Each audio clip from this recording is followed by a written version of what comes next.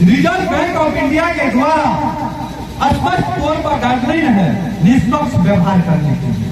अगर किसी भी बैंक का माइक्रो फाइनेंस के स्टाफ, मैनेजर, रीजनल मैनेजर या डायरेक्टर, चाहे जो भी पद पे हो, अगर वो आप पे यहाँ आते हैं, आपको गाली गलौज करता है, आपके मान सम्मान के साथ खिलवाड़ करते हैं, तो भारत सरकार ये अधिकार दे रखा है तो आप उसके खिलाफ पुलिस प्रशासन के समक्ष थाना में आप कंप्लेन दर्ज करेंगे तो आपराधिक मामला दर्ज होगा और उसके ऊपर कानूनी कार्रवाई होगी। आपके मान सम्मान के साथ नहीं गिर सकता, आपके होने के साथ नहीं गिर सकता। दूसरी बात, जब वह कहीं कोई वाहन लोन देने में सक्षम है तो आप लोन दे दीजिए। अगर नहीं सक्षम है तो आप उन कर्मी को, उस विभाग को लिख करके आप समय ले सकते हैं। 90 दिन समय लेने का हक है, कानूनी अधिकार है। यहाँ तक कि किसी का किस्ती 1000 है, 2000 है, वो 2000 देने में सक्षम नहीं है, 500 रुपया महीना देने में सक्षम है, वो जो किस्ती का निर्धारण है उसको संशोधन करने का, पुनर्विचार करने का ये ऋणी परिवार का अधिकार है। जो आवेदन दे करके, उनको कह करके, विनती करके उन किस्ती के राशि में कम और अधिक कर सकता है। यहाँ तक कि किन्हीं को हर राशि तो एक बार देकर भी सेटलमेंट कर सकता है। दूसरी स्थिति में माँ बहनों को यह जानकारी नहीं दिया जाता है, जो अभी तक जो दिया है उसमें उसका मूलधन कितना बचा हुआ और ब्याज कितना देना होगा। जबकि किसी भी ऋणी को यह अधिकार रिजर्व बैंक ऑफ इंडिया ने दिया है, जो पूछ सकता है कि उसका मूलधन कितना बकाया है और जो मूलधन है किस्ती के तौर पर कितना ब्याज देना पड़ेगा।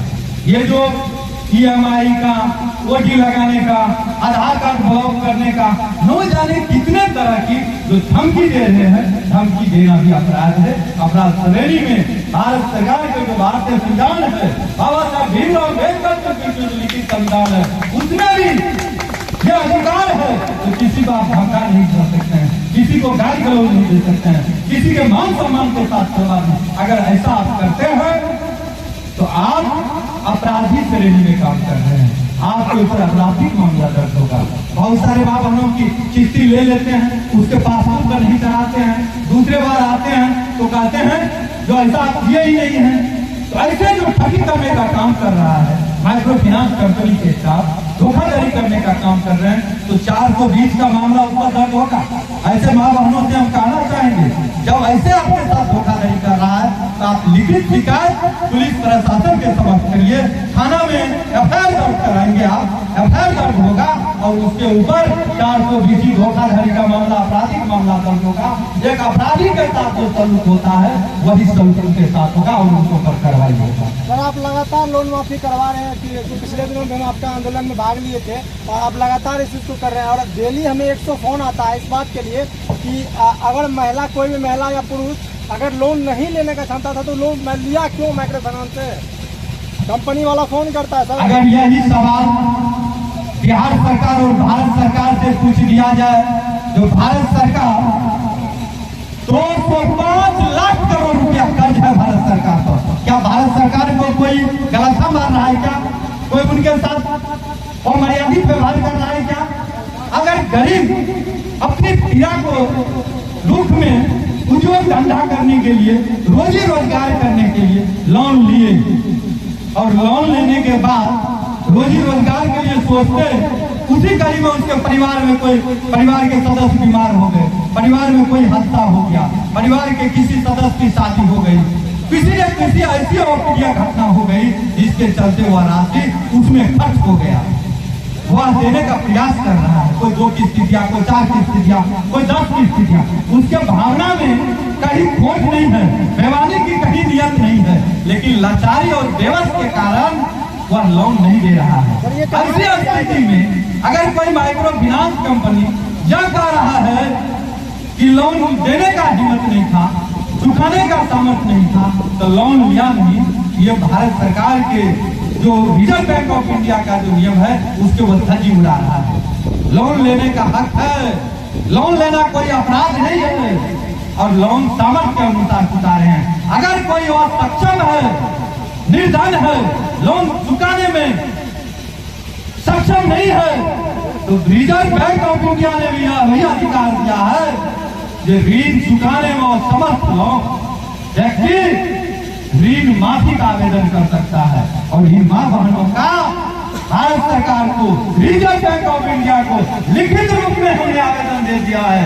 ये मां बहन लोन चुकाने में सक्षम है, इनका लोन माफ किया जाए। हम करें किसी माइक्रो फाइनेंस कंपनी को बेचैनी आ रहा है तो हमारा कैसे माफ होगा? अरे वो भारत सरकार और बिहार सरकार सोचेंगे उन्होंने कितना ऋण दिया, उनका वो सेटलमेंट करेंगे और सब गरीब को मुक्त करेंगे। भारत सरकार माफ करेंगे, बिहार सरकार माफ करेंगे, रिजर्व बैंक ऑफ इंडिया उस पर विचार करेंगे। जब माइक्रो फाइनेंस कंपनी को क्यों पेट में दर्द हो रहा है? हम तो सरकार से माफी मांग रहे हैं। ये माइक्रो फाइनेंस कंपनियों को एक देखते हैं आजकल सुनने में आता है कि बकरी खोल लेता है, कहीं किसी किसी का गाय खोल लेता है। ये कहाँ तक जाएगा सर? ये अमानवीय हरकत कर रहा है, अपराधी चरित्र का आचरण कर रहा है। किसी का बकरी छीनना, बकरी खोल लेना, भैंस खोल लेना, माल मवेशी खोल लेना, घर से गहना जेवर ले लेना, घर के रखे हुए सामान ले लेना, या इस किस्ती के चक्कर में रात के 8 बजे के बाद भी घर में बैठे रहना, ये सारा जो रिजर्व बैंक ऑफ इंडिया है उसके नियम की वो धज्जी उड़ा रहा है, उसके ऊपर आपराधिक मामला दर्ज हो सकता है। ये तो माँ बहने ग्रामीण इलाके के हैं, भोला भाला है, उनको उतनी कानूनी ज्ञान नहीं है, इस चलते उसके आवेदन नहीं दे रहा है। नहीं तो जितना इनके ऊपर घटना हुआ आवेदन पड़ता, एक माइक्रो फाइनेंस के ऊपर हजारों आवेदन एफआईआर दर्ज हो गया रहता। और आज कितने माइक्रो फाइनेंस कंपनी का रजिस्ट्रेशन रद्द हो गया रहता।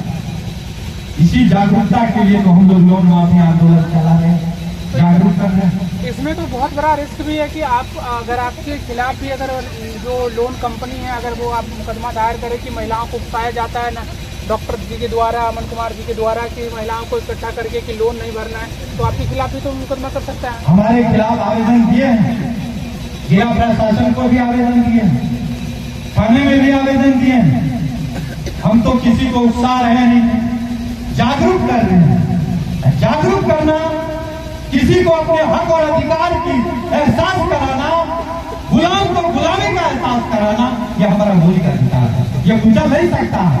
अगर उनको लग रहा है तो हम पैसा की बल पर आम जन के अधिकार को कुचलने का काम करेंगे, तो आजाद भारत में हमारे जैसे हजारों साथी है जो आजादी की दूसरी लड़ाई भी लड़ने के लिए तैयार है। हक के लिए लड़ना